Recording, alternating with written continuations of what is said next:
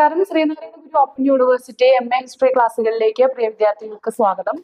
Cast and social exclusion in India എന്ന പേപ്പറിലെ first ബ്ലോക്കിലെ സെക്കൻഡ് യൂണിറ്റ് ആണ് നമ്മളിപ്പോൾ ഡിസ്കസ് ചെയ്യുന്നത്. നമ്മുടെ യൂണിറ്റിന്റെ പേര് കാസ്റ്റ് ഇൻ ഹിസ്റ്ററി. കാസ്റ്റിന്റെ ഒരു ഹിസ്റ്റോറിക്കൽ എവല്യൂഷൻ, അതിന്റെ ചരിത്രപരമായിട്ടുള്ള വസ്തുതകളാണ് നമ്മൾ ഈ ഒരു ഭാഗത്ത് നോക്കുന്നത്.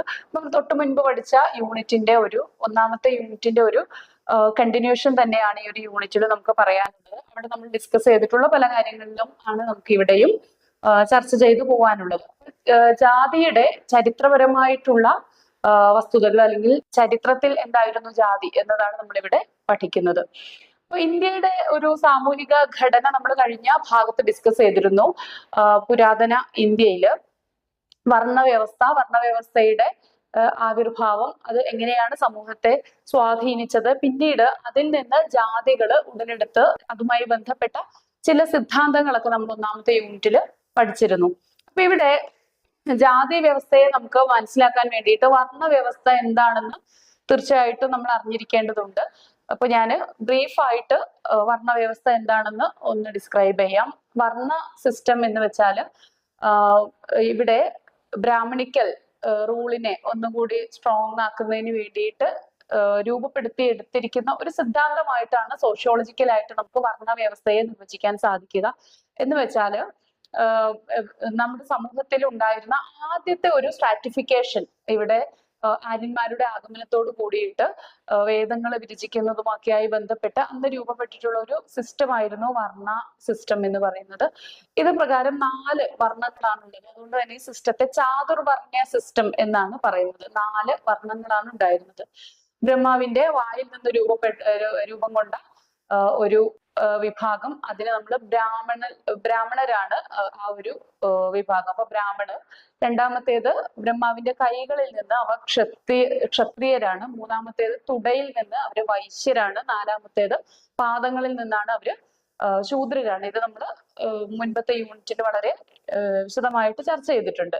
അപ്പോൾ ഇങ്ങനെ ഈ ഒരു വിഭാഗം ഓരോന്നും അവര് ഉരുവം കൊണ്ട കേന്ദ്രത്തിനെ അടിസ്ഥാനപ്പെടുത്തിയിട്ടുള്ള ധർമ്മങ്ങളാണ് ജീവിതത്തിൽ പാലിക്കേണ്ടത് എന്നതാണ് വർണ്ണാശ്രമം അല്ലെങ്കിൽ വർണ്ണ വ്യവസ്ഥ പറയുന്നത്. അപ്പൊ ഇത് പ്രകാരം വർണ്ണവ്യവസ്ഥ ഹിന്ദു സമൂഹത്തിലെ ഒരു പ്രാചീനമായിട്ടുള്ള സാമൂഹിക വിഭജനമാണ്. ഇത് പ്രധാനമായിട്ടും ഋഗ്വേദത്തിലെ പുരുഷ സൂക്തത്തിലാണ് പരാമർശിക്കപ്പെടുന്നത്. ഈ 4 വർണ്ണങ്ങളാണ് മതപരമായ ആചാരങ്ങളെയും യുദ്ധത്തെയും അതുപോലെ കച്ചവടത്തെയും പാദസേവ അങ്ങനെയുള്ള പ്രവർത്തനങ്ങളെല്ലാം കൺട്രോൾ ചെയ്തിരുന്നത് എന്നതാണ് വർണ്ണവ്യവസ്ഥയിൽ പറയുന്നത്. അപ്പൊ ഇതിനനുസരിച്ച് ചെയ്യുന്ന തൊഴിലിനെ അടിസ്ഥാനപ്പെടുത്തിയിട്ടുള്ള ഒരു സാമൂഹിക വിഭജനമായിട്ട് വർണ്ണ സിസ്റ്റവും, അതിൽ നിന്ന് തൊഴിലിന്റെ കുറച്ചുകൂടി സ്പെസിഫിക്കേഷൻ വരുമ്പോഴത്തേക്കും അത് ജാതി വ്യവസ്ഥയുമായിട്ട് വികസിച്ചു എന്നതാണ് ഈ ഒരു സിദ്ധാന്തം പറയുന്നത്. നമ്മൾ D.D. കോസാംബിയുടെ ഒരു കാഴ്ചപ്പാട് പ്രകാരം ജാതിയും വർഗവുമായിട്ടാണ് ഇതിനെ കണക്ട് ചെയ്യുന്നത്. ജാതി എന്നത് നമുക്കറിയാം, അതൊരു ബൈ ബർത്ത് ജന്മസിദ്ധമായിട്ട് നമുക്ക് ലഭിക്കുന്ന ഒരു ഹൈറാർക്കിയാണ്, അല്ലെങ്കിൽ ഒരു സോഷ്യൽ ഓർഡർ ആണ്, ജന്മസിദ്ധമാണ്. അതിൽ നിന്ന് നമുക്ക് മാറ്റങ്ങളില്ല. അതൊരു ക്ലോസ്ഡ് ഗ്രൂപ്പാണ്. നമ്മൾ ഒരിക്കൽ ഒരു ജാതിയിൽ ജനിച്ചു കഴിഞ്ഞാൽ നമുക്ക് അതിൽ നിന്നൊരു മാറ്റം സാധ്യമല്ല. മതം മാറാം, പക്ഷെ ജാതി നമുക്ക് മാറാനായിട്ട് സാധിക്കില്ല. സോ അതൊരു സാമൂഹികം എന്നതിനേക്കാളും കുറച്ചുകൂടി ഉറച്ചതായിട്ടുള്ള ഒരു സിസ്റ്റമാണ്, ക്ലോസ്ഡ് ആണ്. നമുക്ക് അതിൽ നിന്ന് മാറ്റം സാധ്യമല്ല. എന്നാൽ അതിൽ നിന്ന് വ്യത്യസ്തമാണ് ക്ലാസ് എന്ന് പറയുന്നത്, അല്ലെ, വർഗം എന്ന് പറയുന്നത്. വർഗം കുറച്ചുകൂടി ഒരു സാമൂഹികം എന്നതിനേക്കാൾ ഒരു സാമ്പത്തികമായിട്ടുള്ള ഒരു വിവേചനത്തിന്റെ ഭാഗമാണ്, അല്ലെങ്കിൽ അതിന്റെ ഒരു ശ്രേണീകരണത്തിന്റെ ഭാഗമാണ് വർഗം എന്ന് പറയുന്നത്. വർഗത്തിന്റെ ഒരു പ്രത്യേകത, നമുക്കത് ജന്മസിദ്ധം എന്നതിനേക്കാൾ ഉപരി അതൊരു അക്വയർഡ് സ്റ്റാറ്റസ് ആയിട്ട് നമുക്ക് പറയാനായിട്ട് പറ്റും.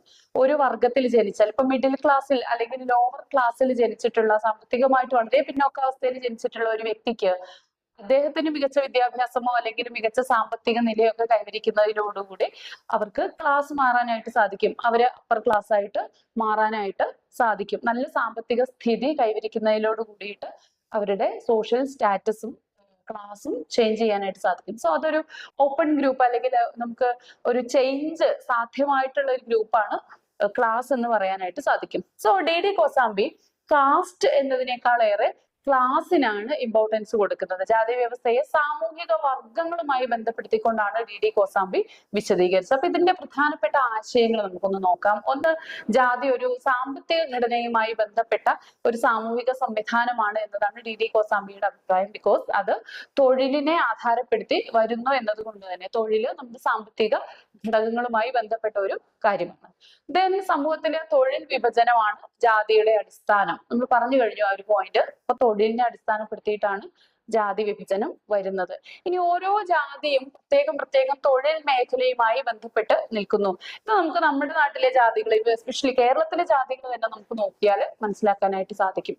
ഓരോ തൊഴിൽ കൂട്ടങ്ങള്, ഇപ്പോ മരത്തിൽ പണിയെടുക്കുന്ന വിഭാഗത്തിൽ നമ്മുടെ ആശാരി എന്ന ഒരു കാസ്റ്റ് ആയിട്ട്, ഇനി അത് മൂശാരി എന്നൊരു കാസ്റ്റ് ഉണ്ടല്ലേ. ഇപ്പൊ മൂശാരി എന്ന് പറയുമ്പോൾ നമുക്ക് ഈ ഓട്, വെങ്കലത്തിൽ പണിയെടുക്കുന്നവര് മൂശാരിമാര്, ഇരുമ്പിൽ പണിയെടുക്കുന്ന കൊല്ല വിഭാഗത്തിൽപ്പെട്ടവര്, ഇങ്ങനെ അത് തൊഴിലിനെ ആധാരമാക്കിയിട്ട് ഓരോ പ്രദേശത്ത് നമ്മൾ ഈ ഗിൽഡ് സിസ്റ്റത്തിലേക്കൊക്കെ പോവേണ്ടി വരും. അതിനെ നമുക്ക് ഒന്നുകൂടി ക്ലിയർ ആക്കാൻ വേണ്ടിയിട്ട്. ഇപ്പൊ ഗിൽഡ് സിസ്റ്റം വെച്ചാൽ ഓരോ തൊഴിൽ കൂട്ടായ്മകളാണ്. അപ്പൊ ഓരോ തൊഴിൽ കൂട്ടായ്മകള് ഒരു പ്രദേശത്ത് അധിവസിക്കുകയും അവിടെ അതേ തൊഴിൽ ചെയ്യുന്നവർ മാത്രം രൂപപ്പെടുകയും ചെയ്യുന്ന ഒരു അവസ്ഥ. അപ്പൊ ഇപ്പോഴും നമുക്ക് നമ്മുടെ നാട്ടിലെ പല പ്രദേശങ്ങളുടെ സ്ഥലനാമങ്ങള് പരിശോധിക്കുമ്പോൾ നമുക്കത് ക്ലിയർ ആവും അല്ലെ. ചില പാലക്കാട് ഡിസ്ട്രിക്റ്റിലെ ചുണ്ണാമ്പുതറ എന്ന പ്രദേശം ചുണ്ണാമ്പുമായി ബന്ധപ്പെട്ട തൊഴിൽ ചെയ്യുന്നവര് മാത്രം അധിവസിക്കുന്ന ഒരു മേഖലയായിരുന്നു. അപ്പൊ അതിൽ നിന്നാണ് ആ ഒരു പേര് വരുന്നത്. അപ്പൊ ഇങ്ങനെ ഇപ്രകാരം ഓരോ പ്രദേശത്തും അധിവസിക്കുന്ന ആളുകളുടെ തൊഴിലിനെ അടിസ്ഥാനപ്പെടുത്തിയിട്ട് വരുന്ന ജാതി വ്യവസ്ഥ, അതിനെയാണ് DD കോസാംബി പറയുന്നത്. അതായത് സാമ്പത്തിക ഘടകങ്ങൾക്ക് ജാതിയിൽ വലിയ പങ്കുണ്ട് എന്നതാണ് ഇദ്ദേഹത്തിന്റെ കാഴ്ചപ്പാട്. എന്നാൽ അതിന് ക്ലാസ് പോലെ ഒരു മാറ്റം സാധ്യമല്ല എന്നുള്ളത് കൂടി അറിഞ്ഞു വെക്കുക.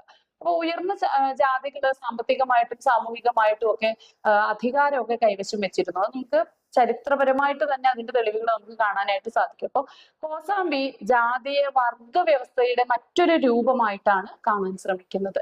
ശരി, ഇനി നമ്മൾ പരിശോധിക്കുന്നത് BR അംബേദ്കറുടെ ജാതിയുമായി ബന്ധപ്പെട്ട കാഴ്ചപ്പാടുകളാണ്. നമുക്കറിയാവുന്ന ഒരു വസ്തുതയാണ് ഡോക്ടർ BR അംബേദ്കർ, അദ്ദേഹം മഹർ വിഭാഗത്തില് ജാതിയിൽ പെട്ട ഒരു വ്യക്തിയായിരുന്നു. അപ്പൊ അദ്ദേഹത്തിന് ഒരു കീഴ്ജാതിയാണ്, മഹാരാഷ്ട്രയിലെ വളരെ പിന്നോക്ക വിഭാഗത്തിൽപ്പെട്ട ഒരു ജാതിയായിരുന്നു മഹർ ജാതി. സോ ഇദ്ദേഹം ആ ഒരു ജാതിയിൽ ജനിച്ചതിന്റെ അടിസ്ഥാനത്തിൽ ഒരുപാട് വിവേചനങ്ങളും ഒരുപാട് പ്രയാസങ്ങളും അദ്ദേഹം നേരിടേണ്ടി വന്നിട്ടുണ്ട്. വിദ്യാഭ്യാസം നേടുന്നതിലും സാമൂഹികമായിട്ട് വിവേചനങ്ങൾക്ക് പാത്രമായിട്ടാണ് ഇദ്ദേഹത്തിന്റെ ബാല്യകാലം ചെലവഴിച്ചിട്ടുള്ളത്. അപ്പൊ അതുകൊണ്ട് തന്നെ ജാതിക്ക് യാതൊരു വിട്ടുവീഴ്ചയും ജാതി വ്യവസ്ഥയോടും ജാതീയമായിട്ടുള്ള ഉച്ചനീചത്വങ്ങളോടും ഡോക്ടർ BR അംബേദ്കർക്ക് കാണിക്കാനായിട്ട് സാധിച്ചിട്ടില്ല. ഇദ്ദേഹം അതുകൊണ്ട് തന്നെ നമ്മുടെ ഭരണഘടനാ ശില്പിയാണ് ഡോക്ടർ BR അംബേദ്കർ. സോ ഇദ്ദേഹം ഭരണഘടനയില് ഇത്തരം നീചത്വങ്ങൾ ഒഴിവാക്കുന്നതിന് വേണ്ടിയിട്ട് ഒരുപാട് പ്രൊവിഷൻസ് അദ്ദേഹം സ്വീകരിച്ചിട്ടുണ്ട്. സോ ഇദ്ദേഹത്തിന്റെ ജാതിയുമായി ബന്ധപ്പെട്ട പേഴ്സ്പെക്റ്റീവ്സ് എന്തൊക്കെയാണെന്ന് നോക്കാം. അപ്പൊ ഭരണഘടനയില് ഇദ്ദേഹം പൂർണ്ണമായിട്ട് ജാതിയുടെ ഡിസ്ക്രിമിനേഷൻ ഒഴിവാക്കുന്നതിന് വേണ്ടിയിട്ടുള്ള നടപടികൾ അദ്ദേഹം സ്വീകരിച്ചിട്ടുണ്ട്. അപ്പൊ ജാതി വ്യവസ്ഥ ഒരു സാമൂഹിക അസമത്വത്തിന്റെ ഒരു ടൂള്, ഒരു ഉപകരണമായിട്ടാണ് അദ്ദേഹം കാണുന്നത്. അപ്പൊ ജാതി നിലനിർത്തുക എന്നത് പ്രധാനമായിട്ടും എൻഡോഗമി, അതായത് സ്വജാതി വിവാഹം, ജാതിയുടെ അടിസ്ഥാനപ്പെടുത്തിയിട്ട് വിവാഹം ചെയ്യുന്നതുമായി ബന്ധപ്പെട്ട് നടക്കുന്ന അങ്ങനെയാണ് ജാതി നിലനിൽക്കുന്നത് എന്നതാണ് അദ്ദേഹത്തിന്റെ കാഴ്ചപ്പാട്. അപ്പൊ എൻഡോഗമി, കാസ്റ്റ് എൻഡോഗമിയാണ് ജാതിയെ നിലനിർത്തുന്ന ഒരു ഫാക്ടർ എന്ന് ഇദ്ദേഹം വിശ്വസിക്കുന്നു. ഇനി ഹിന്ദുമത ഗ്രന്ഥങ്ങള് അതുപോലെ ജാതി വ്യവസ്ഥയെ നിയതമാക്കുന്ന മറ്റൊരു ഫാക്ടർ ആണെന്ന് ഇദ്ദേഹം പറയുന്നു. അപ്പൊ ഹിന്ദു കോഡ് അതുപോലെ ഹിന്ദു നിയമങ്ങള് ഇതിനെല്ലാം തന്നെ ഈ ജാതിയെ നിലനിർത്തുന്നതിൽ പ്രത്യേകമായിട്ട് പങ്കുണ്ട്. ഇനി അദ്ദേഹത്തിന്റെ പ്രധാനപ്പെട്ട കൃതികള് annihilation of caste, who were the Shudras തുടങ്ങിയ ഗ്രന്ഥങ്ങളിൽ, അതുപോലെ മറ്റൊരു കൃതിയുണ്ട് ടു അൺടച്ചബിൾസ് എന്ന് പറയുന്ന വളരെ വിഖ്യാതമായിട്ടുള്ള മറ്റൊരു കൃതിയുണ്ട്. അപ്പൊ ഇത്തരം ഗ്രന്ഥങ്ങളിലൊക്കെ തന്നെ ഇദ്ദേഹത്തിന്റെ ജാതിയുമായി ബന്ധപ്പെട്ട കാഴ്ചപ്പാടുകളാണ് വിശദീകരിക്കുന്നത്. അംബേദ്കറുടെ ലക്ഷ്യം എന്ന് പറയുന്നത് അനിഹിലേഷൻ ഓഫ് കാസ്റ്റ് തന്നെ. അദ്ദേഹത്തിന്റെ ഒരു പുസ്തകത്തിന്റെ പേര് അനിഹിലേറ്റ് ചെയ്യുക, അല്ലെ, ഇല്ലാതാക്കുക, ജാതിയെ ഇല്ലാതാക്കുക, തുടച്ചു നീക്കുക എന്നുള്ളത് തന്നെയായിരുന്നു അദ്ദേഹത്തിന്റെ ഒരു പ്രധാനപ്പെട്ട ലക്ഷ്യം എന്ന് പറയുന്നത്. പക്ഷെ ജാതിയെ ഇല്ലായ്മ ചെയ്യുക എന്നുള്ളത് ഒരിക്കലും സാധ്യമല്ലാത്ത ഒരു കാര്യമാണ്. അപ്പൊ ജാതീയമായിട്ടുള്ള ഉച്ചനീചത്വങ്ങളെയും അതിന്റെ പേരിലുള്ള ഇൻഇക്വാളിറ്റീസ് ഇല്ലാതാക്കാൻ, അസമത്വങ്ങൾ ഇല്ലാതാക്കാനാണ് ശ്രമിക്കുക അല്ലെങ്കിൽ ശ്രമിക്കേണ്ടത്. ഇനി നമ്മൾ മറ്റൊരു വളരെ പ്രസിദ്ധനായിട്ടുള്ള മറ്റൊരു വ്യക്തിയാണ് ദേവരാജ് ചനാന. ദേവരാജ് ചനാനയുടെ കാസ്റ്റുമായി ബന്ധപ്പെട്ട കാഴ്ചപ്പാടുകൾ. അപ്പൊ ഇദ്ദേഹം കാസ്റ്റിനെ സ്ലേവറിയുമായിട്ട്, അടിമത്തവുമായി ബന്ധപ്പെടുത്തിയിട്ടാണ് ചെനാന വിശദീകരിക്കുന്നത്. അപ്പൊ നമുക്ക് ചരിത്രകാരനായിട്ടുള്ള ദേവരാജ ചെനാനയുടെ പുരാതന ഇന്ത്യയിലെ ജാതിയുടെ അടിമത്തവുമായി ബന്ധപ്പെടുത്തിക്കൊണ്ട് അദ്ദേഹം എങ്ങനെയാണ് ജാതിയെ വിശദീകരിക്കുന്നതെന്ന് നമുക്ക് നോക്കാം. അദ്ദേഹത്തിന്റെ പ്രധാനപ്പെട്ട ആശയം എന്ന് പറയുന്നത് പുരാതന ഇന്ത്യയിലെ അടിമത്തം അഥവാ സ്ലേവറി ഉണ്ടായിരുന്നു എന്നതാണ്. അപ്പൊ ഈ സ്ലേവറി അല്ലെങ്കിൽ സ്ലേവ്സ് സ്ലേവ്സ് എന്നതിന്റെ ഉത്തരമാണ് ഈ ജാതി എന്നത് അദ്ദേഹം വിശദീകരിക്കുന്നത്. എന്ന് വെച്ചാല് താഴ്ന്ന ജാതികൾ പലപ്പോഴും ഒരു അടിമ സമാനമായിട്ടുള്ള ജീവിതമായിരുന്നു നയിച്ചിരുന്നത്. അപ്പൊ അതുകൊണ്ട് അവരുടെ സാമൂഹിക നിയന്ത്രണവും ജാതി നിലനിർത്തുന്നതിന് വേണ്ടിയിട്ടുള്ള സംവിധാനമായിട്ടൊക്കെ നിലനിർത്തപ്പെട്ടു പോയി.